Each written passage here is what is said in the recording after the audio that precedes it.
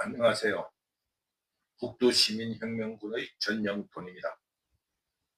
이번 시간에는 지금 현재 한국의 그 어떤 상황에서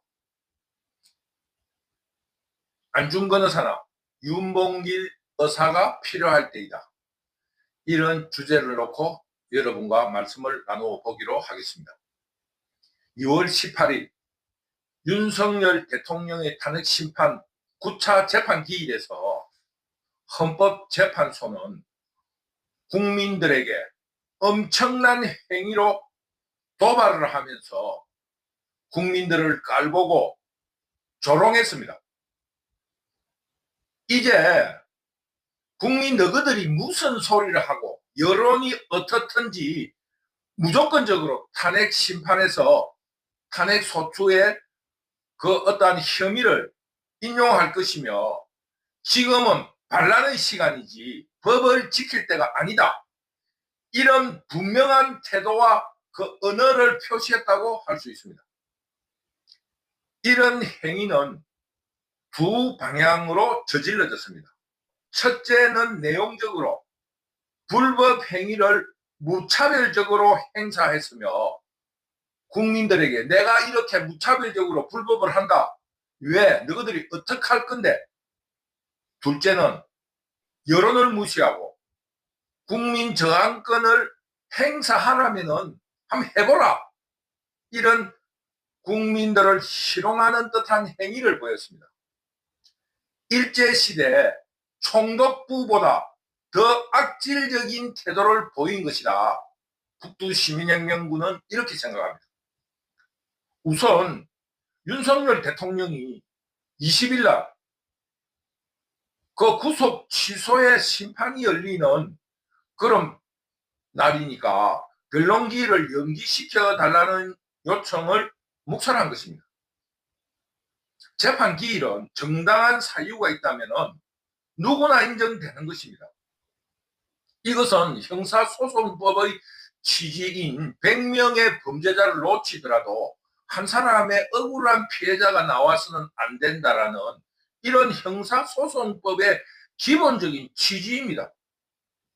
그리고 이것은 재판 기일이 그 같은 날에 열린다 하는 어떤 정당한 그 어떤 연기 사유로 할 수 있습니다. 이거와 조금 방향은 다르지만은 재판 기일의 연기라는 것은 형사소송법에 있어서만큼은 충분히 그 앞에서 말한 형사소송법의 취지로 언제든지 넉넉하게 인정해줘야 하는 그런 어떤 법리적인 요구입니다. 한 가지 예를 들어보면은 아주 중요한 증거가 재판 진행 중에 발견이 됐어요. 그런데 이것이 증거 능력이 있을지 없을지 모르는 상황입니다. 쉽게 말하면은 그 현장에서 지문이 발견되었다든가 혹은 필체가 발견되었는데 이게 증거가 될지 안 될지 모르기 때문에 재판부에 말을 할 수가 없었던 거예요. 그래서 사적으로 그 어떠한 지문에 대해서 복사를 해가지고 감정을 시킨 겁니다. 그게 일주일 뒤에 나온다고 할 때 지금 일주일만 연기해달라, 일주일 뒤에 이런 사유로서 그 재판을 그 증거가 밝혀질 수 있으니까 일주일만 연기하면은 피의자에게 유리한 증거가 나타날 수 있다, 일주일만 연기해달라. 그러면은 당연히 해줘야 될 거 아닙니까? 2시간의 재판을 받고 와가지고 또 2시간 뒤에 그 재판을 한다는 것은 권투 선수도 그래 못해요. 다 쉬게 합니다. 그것처럼 사람을 그렇게 닥달을 한다는 것은 신체적으로나 심리적으로 굉장히 부당한 행위를 할 수 있습니다. 이것처럼 이런 증거 능력에 대해서 검사가 그게 밝혀질까 싶어서 무리한 구속 수사라든가 이 구속된 피해자에 대해서 부실 수사로 인해서 잘못된 이런 그 구속이었다는 것이 밝혀질까 두려워서 재판 연기를 해줄 수 없다, 이런 말과 똑같은 겁니다. 그것 자체가 형사소송법의 취지에 맞지 않는다는 겁니다. 하나라도 억울한 일이 없도록 해야 되는 게 형사소송법의 취지인데 억울하게 만들려고 지금 하고 있다 이 말입니다. 그러므로 이번 헌법재판소의 재판기일 연기를 불허한 것은 이런 형사재판에서의 증거를 내기 위해서 일주일만 연기해달라는 것에 대해서 진범이 밝혀질까 싶어서 무죄가 될까 싶어서 검사가 불허하는 것과 똑같은 이런 굉장히 부당한 행위를 할 수 있습니다.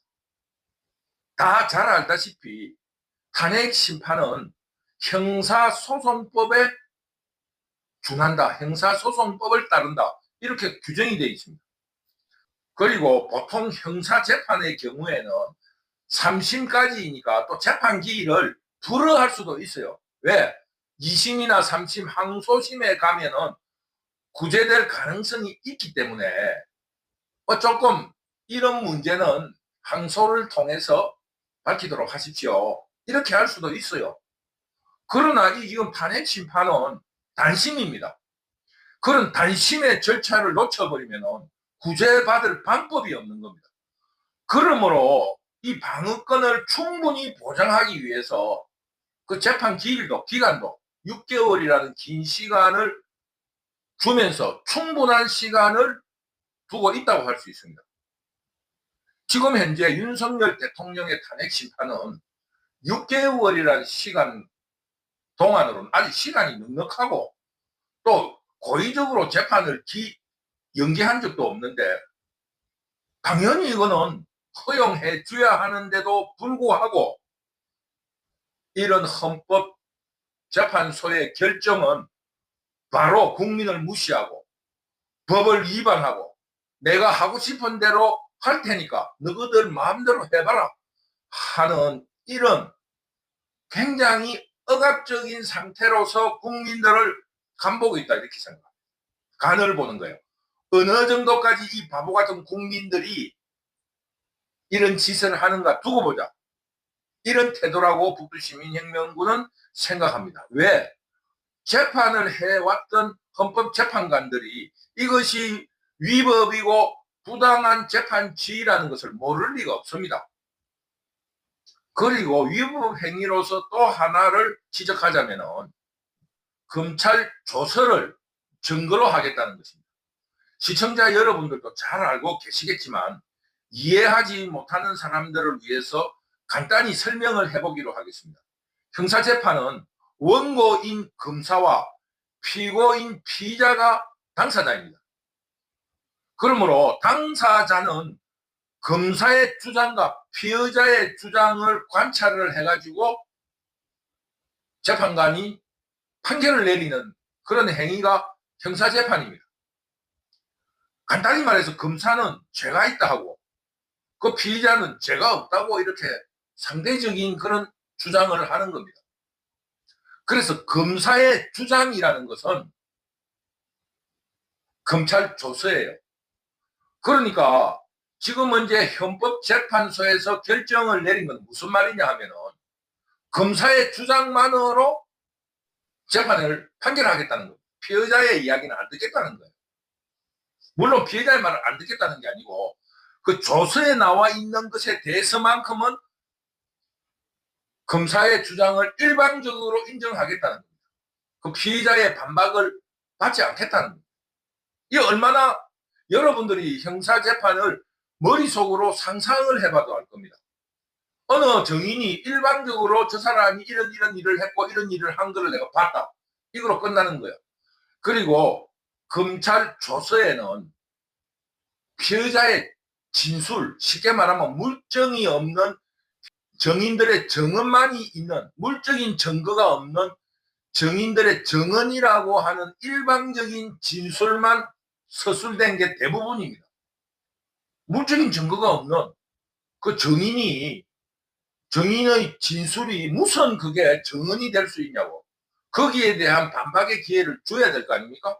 이거를 일방적으로 하지 않겠다는 겁니다. 그건 두 가지 이유가 있어요. 시간 끈다 이거예요. 시간을 끌고 두 번째로 진술이 번복될 가능성이 굉장히 많습니다. 진술이라는 거는 그 정인의 그냥 일방적인 주장이에요. 그거는 얼마나 오염이 되냐 하면은 정인이 자기 죄를 들기 위해서 변명 같은 거 아니면 모든 거 지금 피의자에게 덮어씌우는 책임을 전가하는 그런 내용이 대부분입니다. 그렇기 때문에 번복될 가능성이 굉장히 많은 거예요. 그렇기 때문에 형사재판에서는 공범 간의 진술도 서로 대질신문을 합니다. 그래서 그게 오케이 돼야지 재판관이 그것을 증거로 주장하는 거예요. 증거로 인정하는 거예요. 근데 이거는 탄핵 심판에서는 그 증인들의 진술만을 유일한 증거로 하겠다. 이런 말이에요. 이게 말이 되는 소리입니까? 이번 탄핵 심판에서는 검사의 주장, 검사의 주장이 검찰 조서예요. 검사의 주장만 들어보고 피의자의 반박, 그 검찰 조서, 검사의 주장을 반박하는, 변명하는 피의자에 대해서는 그 항변의 능력이라든가 이 방어권을 인정하지 않고 재판을 하고 심판을 하겠다는 그런 이야기입니다.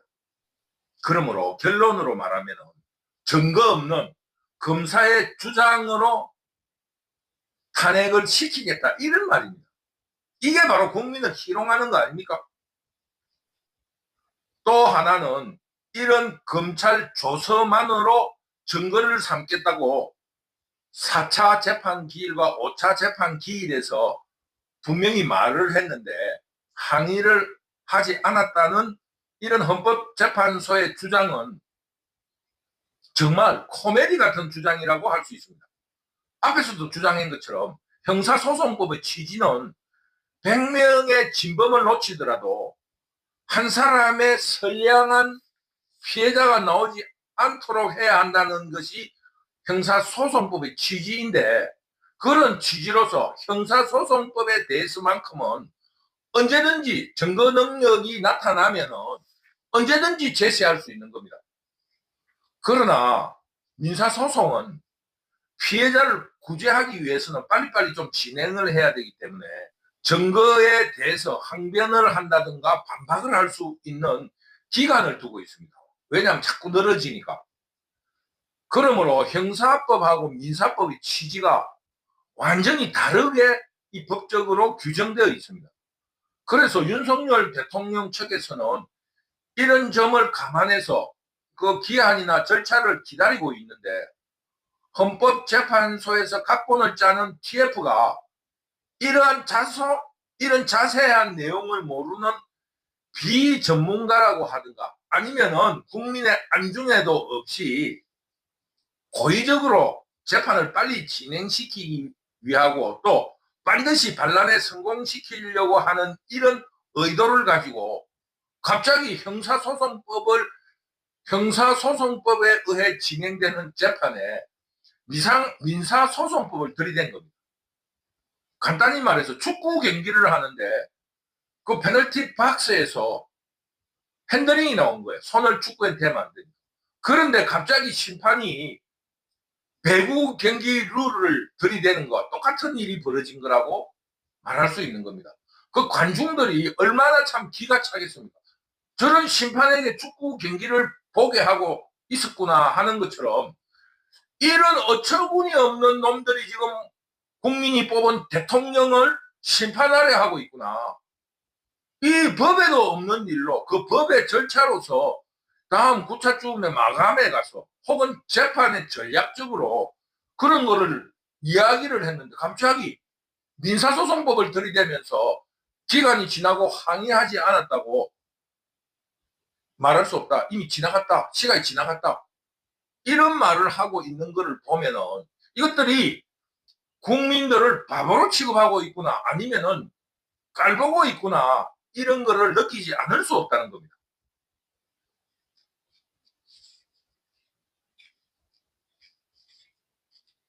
법학 개론만 알아도 알 수 있는 이런 법들을 무차별적으로 각본으로 읊어도 그 한국의 최고의 재판관이라는 헌법재판관들은 부끄러운 줄도 모르고 밀어붙이면서 반란의 성공에 집착하고 있다는 것을 보이고 있습니다. 그런데 헌법재판소와 헌법재판관이 왜 이렇게 앞만 보고 달리고 또 무법천지로 달리며 자유시민을 무능하다고 얕잡아보고 또 그 경찰의 총칼 앞에서는 아무런 힘도 발휘하지 못할 거다. 또는 너희들이 법을 아는가? 이렇게 국민들을 희롱하며 모욕하고 있다고 생각합니다. 그런데 왜 이렇게 국민들을 얕잡아보고 또 무능하고 저항력이 약하다 이런 그런 생각으로 희롱하고 있는가 하면 이 사람들이 첫 번째 목적이 있다고 봐요. 북두 시민혁명군이 추론해 볼 때는 이런 무법천지와 억지 혹은 국민들을 업신여기는 태도를 보이면서 무엇을 측정하고 있는가? 즉 자유우파 시민들의 분노, 이 분노의 결집력 그리고 전투력이 얼마만큼 되는가 이거를 측정해 본다고 생각합니다. 인터넷 용어로 간을 보고 있다. 이 국민들이 그 강력한 전투력을 보이고 투쟁을 하면은 좀 더 강력한 탄핵 심판을 하는 날 좀 더 강력한 그 저항을 막아낼 경찰이나 군인을 투입시킬 것이고 좀 이거 바로 이 뭐 이제 우리가 예상한 대로 전투력이 자유우파는 전투력이 허리멍충해 이런 판단이 나오면은 탄핵 심판일도 좀 땡기고 뭐 너무 각본 짤 필요도 없이 힘으로 그냥 탄핵을 인용해서 윤석열 대통령을 파면시키려고 하는 이런 계획을 짜기 위해서 그 문영배의 말대로 각본을 짜기 위해서 그런 것이다. 북두 시민혁명군은 이렇게 생각합니다. 왜? 지금부터 각본을 준비한다 이렇게 보는 겁니다. 이런 간보기와 함께 또 하나의 이유가 있습니다.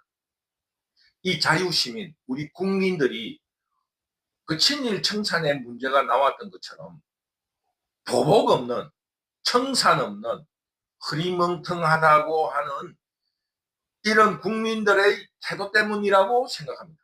이거 뭐 어떻게 심판하고 지나가면 국민들이 잊어버리니까 아무 때나 해도 돼. 우리가 필요한 반란의 성공만 시키면 돼. 그런 생각을 한다. 이런 뜻입니다. 왜냐하면 박근혜 불법 탄핵에서도 국민들의 저항이 있었지만 경찰의 총칼 앞에서 또는 경찰이 권력으로 억압하면 곧 조용해지는 것을 역사적 경험으로 체험하고 있는 겁니다. 그러므로 이 지금 헌법재판소라든가 또는 공산 반란 세력들이 조금 더 겁을 내지 않는 거예요. 일단 이거 뭐 무법천지든 불법이든 땅 심판 나면은 이 국민들 조용해. 그 심판 날만 넘기면 괜찮아. 이런 자신감을 가지고 있어요. 그 주변에 그 어떤 정치적인 참모가 있을 거 아닙니까? 저 한국 민족은 그 민족의 한계, 어떤 고질적인 병폐가 당파성은 강하지만은 권력이나 폭력 앞에서는 한계가 있다는 것을 잘 알고 있습니다. 일제 36년간 우리 한국 국민들은 우리가 죽기로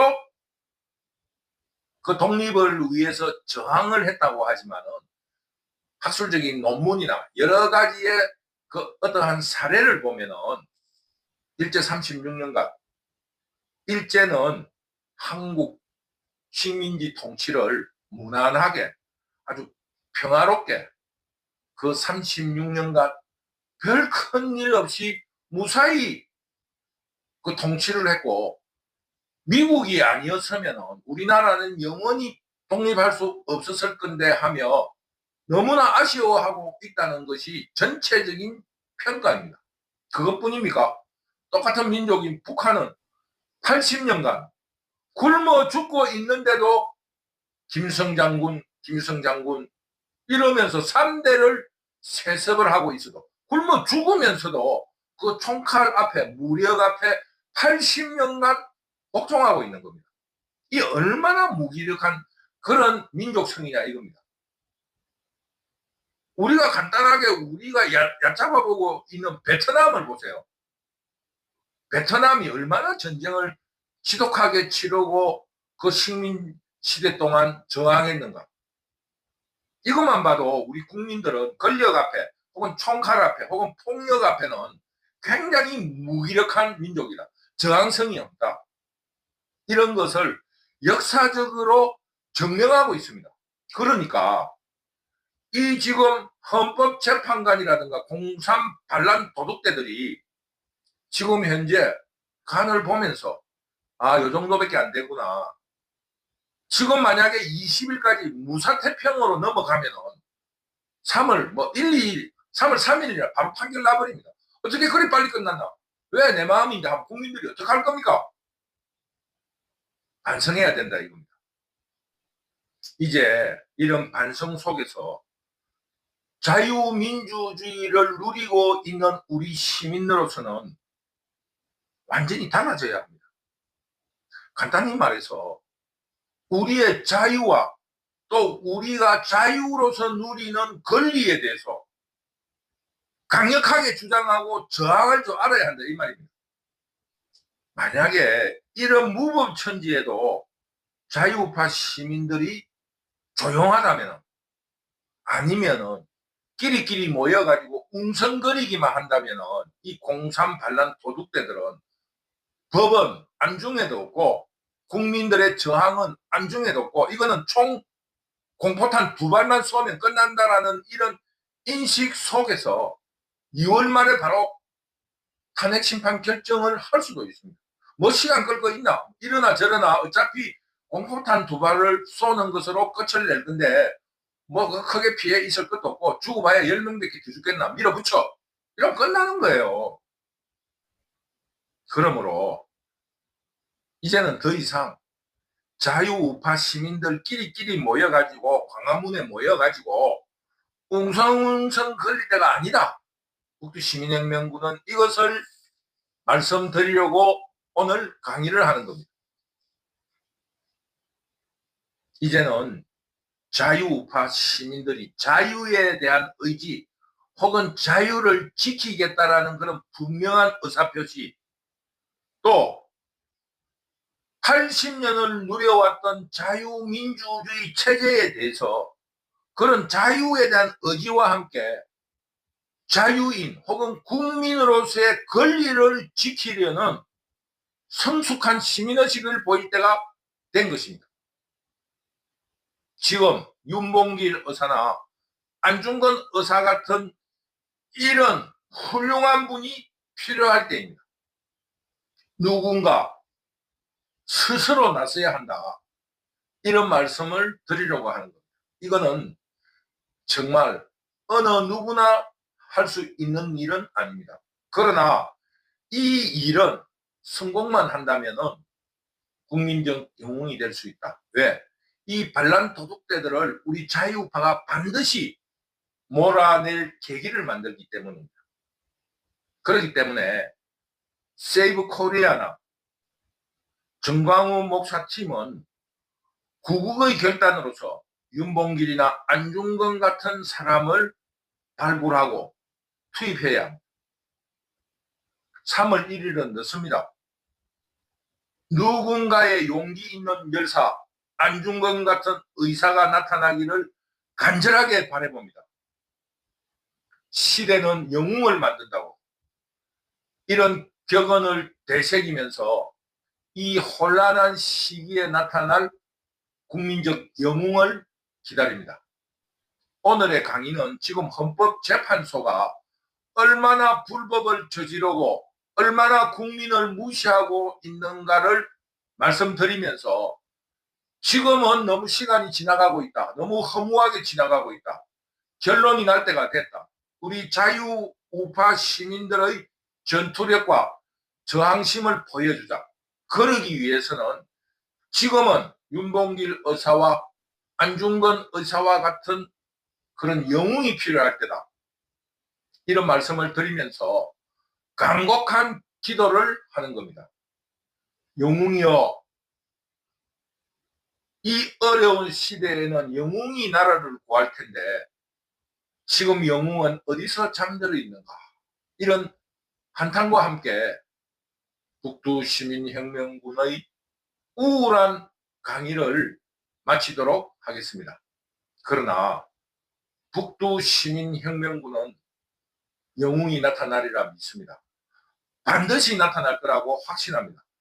하다못해 트럭을 몰고 그 지금 헌법재판소 앞을 달려나갈 영웅이 있으리라 믿고 있습니다. 북두시민혁명군 유튜브를 시청해 주셔서 감사합니다. 감사합니다.